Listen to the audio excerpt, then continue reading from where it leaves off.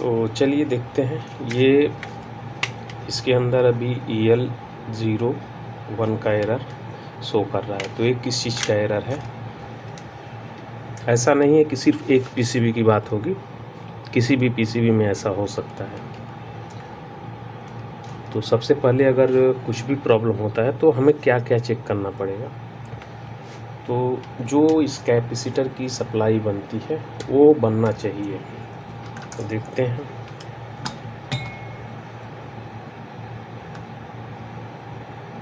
तो यहाँ पे 321 वोल्ट बन रहा है, ठीक है। 221, 220 वोल्ट, 225 वोल्ट, 325 वोल्ट जो भी यहाँ पे वोल्टेज बन रहा है। अब इसके ज़रिए एक तो होता है कि इसको करंट सेंस यहाँ से एक होता है, दो करंट सेंस आपको इस माइक्रो कंट्रोलर तक पहुँचना चाहिए, यहाँ तक। तो ये जो रजिस्टेंस लगी है 105 मेक की जो रजिस्टेंस लगी है, यहाँ पे वोल्टेज आपका बनना चाहिए। तो इसको चेक करने के लिए हमारे पास एक ग्राउंड है और यहाँ से इस डायोड पे, ये डायोड है जो दिखने में SMD ट्रांजिस्टर लगेंगे लेकिन ये डायोड है। तो यहाँ पे 3 वोल्ट बनना चाहिए और ये बनेगा आपका डिवाइडर के ज़रिए। जो हमारे डिवाइडर बनाए जाते हैं वोल्टेज डिवाइडर, वही वोल्टेज डिवाइडर के ज़रिए यहाँ पे बन रहा है। तो ये वोल्टेज होना चाहिए, कम हो जाएगा तो आपका करंट कम शो करेगा। दूसरा एक यहाँ है, इस पे भी वही सप्लाई होनी चाहिए। तो यहाँ पे दोनों ये बराबर है। फिर क्या प्रॉब्लम हो सकती है? तो इसको समझने के लिए एक तो ऑप्शन आपके पास और भी है कि इसमें से अगर जो ये लगता है कि एरर हमारे समझ में नहीं आ रहा है किस चीज़ का है। मैं खुद इसमें जो है उलझ गया कुछ समय के लिए, क्योंकि 01 का एरर जो किसी पीसीबी में आप देखेंगे तो वो करंट का रहता है और यहाँ पे जो है ये कम्युनिकेशन का एरर है। तो कम्युनिकेशन का एरर है तो उसके लिए हम DSO का इस्तेमाल कर लेते हैं, छोटा वाला स्पेशल क्वालिटी। तो इसे जब भी देखेंगे तो होना क्या चाहिए, वो यहाँ पे जो हमारा सिग्नल है, एक तो हो जाएगा कि इंडोर और आउटडोर में से कोई एक बात करने की कोशिश करता रहेगा। तो उसे देखना ज़रूरी है। मैं इसे साइड कर देता हूँ, डिस्प्ले की ज़रूरत नहीं है यहाँ पे। तो ये हुआ। तो चलिए देखते हैं इसको। ये मैंने यहाँ पे लगा दिया। अब यहाँ पे जो बात करने की कोशिश करेगा तो ये कैपलर के ज़रिए ही कहेगा अपनी बात। तो देखते हैं कि यहाँ पे कुछ कह रहा है क्या। तो देखते हैं। तो यहाँ पे कह रहा है, थोड़ा मैं रेंज इसका बड़ा कर देता हूँ। यहाँ पे देखिए ये कह रहा है, इसको कहना है और आउटडोर को सुन करके इसको जवाब देना है। तो ये चीज़ यहाँ तक आनी चाहिए, ठीक है। तो देखते हैं। यहाँ पे देख रहे हैं कि ये आउट तो कर रहा है यहाँ से, वही चीज़ हमें यहाँ भी आनी चाहिए। तो ये चीज़ हमें यहाँ पे आनी चाहिए। तो आ रहा है क्या यहाँ तक? तो आ रहा है, आपको दिख रहा है। छोटा कर देता हूँ, ये देखिए। तो ये जो है सिग्नल तो आ रहा है। अब यही चीज़ इस कैपलर में भी होना चाहिए, क्योंकि ये पहले पूछ रहा है तो इसके अंदर इनपुट होगा तभी ये कुछ जवाब देगा। तो इसका जो मेन पॉइंट है यहाँ पे है। तो ये यहाँ से इनपुट लेगा। तो यहाँ पे चेक करते हैं। तो यहाँ पे सिग्नल तो आ रहा है लेकिन एकदम बिल्कुल मरे हुई हालत में है, यानी बिल्कुल कमज़ोर है।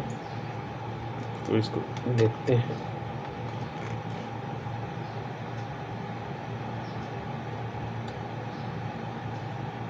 है ही नहीं। तो ये इस तरफ आने का कोई चांस ही नहीं है। तो अब इसको देखते हैं। तो मैं इसे बंद कर देता हूँ, यानी इसे साइड कर देता हूँ कि इसकी हमें ज़रूरत नहीं लगेगी। अब इसकी हम बात करेंगे। तो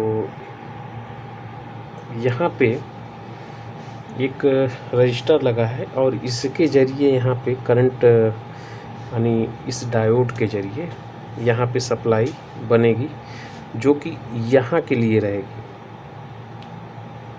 यानी करंट जो वोल्टेज है वो हाई साइड की तरफ रहे, 230 वोल्ट की तरफ ही रहे और माइक्रो कंट्रोलर की तरफ ना आए। तो यहाँ पे दो चीज़ हो सकता है, या तो हमारा ये कैपलर शॉर्ट होगा या फिर हमारी सप्लाई यहाँ तक नहीं आ रही होगी।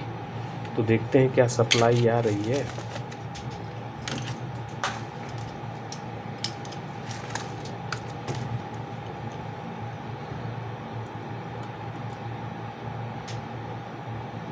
तो यहाँ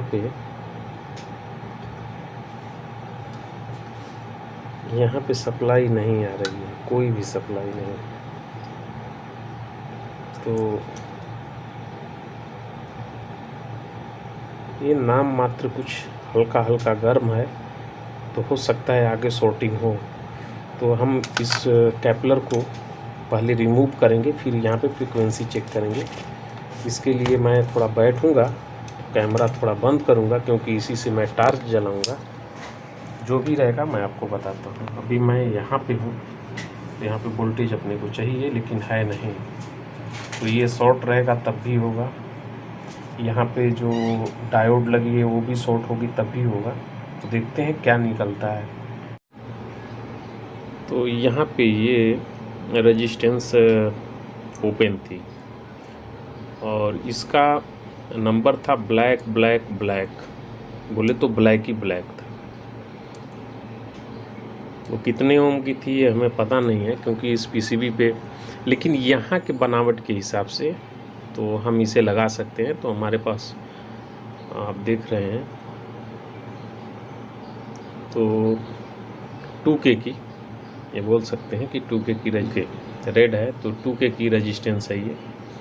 तो इसको मैं यहाँ पे लगा दिया हूँ और अब भी वही वोल्टेज फिर वापस चेक करेंगे। तो ऐसा होना चाहिए, अगर होगा तो आप आसानी से समझ पाएंगे, अगर नहीं ऐसा कर पाएंगे तो फिर आपको उलझन होगी। तो चलिए उसको मैं दिखा देता हूँ कि कैसे इसे मैं किया। तो स्टैंड पे लगा देता हूँ। तो पावर मैं ऑन कर दिया और डिस्प्ले भी चालू कर दिया हूँ, आप देख सकते हैं। और यहाँ पे वही चीज़ अब फिर हम वापस चेक करेंगे। तो अभी आप देखिए कि यहाँ पे वो सिग्नल आना शुरू हो गया है। यहाँ पे देखिए, तो यहाँ पे थोड़ा हाई रहेगा, ये देखिए। और वही चीज़ अब इस तरफ होनी चाहिए। तो यहाँ पे भी वो सिग्नल इन होने लगा। ये मैं रिवर्स करके नीचे की तरफ कर लेता हूँ, तो ये देखिए यहाँ पे हो रहा है। अब वही चीज़ जब यहाँ पे हो गया तो इसका जवाब भी पहुँच रहा होगा वहाँ तक। तो इसका जवाब अब निकलेगा यहाँ से, यानी प्राइमरी की तरफ 1 और 2 की तरफ इसका जवाब बनेगा। तो ये अपना जो डेटा है वो भेज रहा है और यहाँ पे उसकी आउट हो रही है। और इसके लिए चेक करने के लिए मैंने एक ये बना लिया था, ये वाला UVW टेस्टर भी है। कुछ है नहीं इसके अंदर, 50 रुपये के अंदर ही बन जाएगा।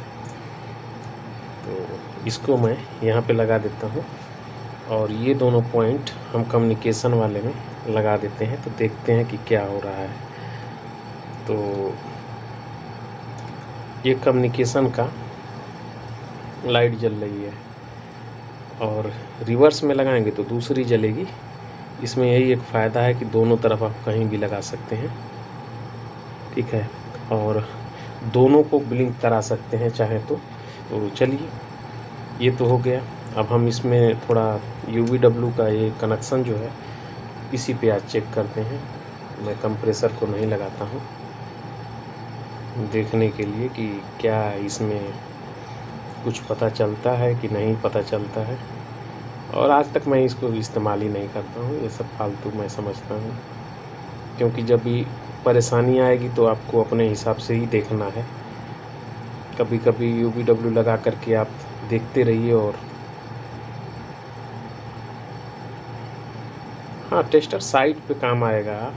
जब इस साइट पे आप काम करने वाले हैं तो आपके लिए वो ज़रूरी हो जाता है। आया था देखिए। और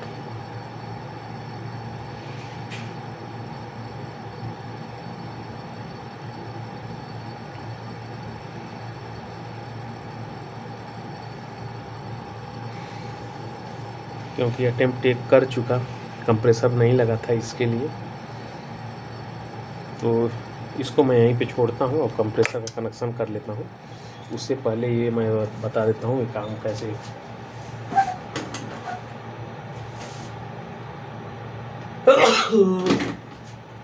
इसको समझने के लिए आप इसमें की मोटर बना लीजिए।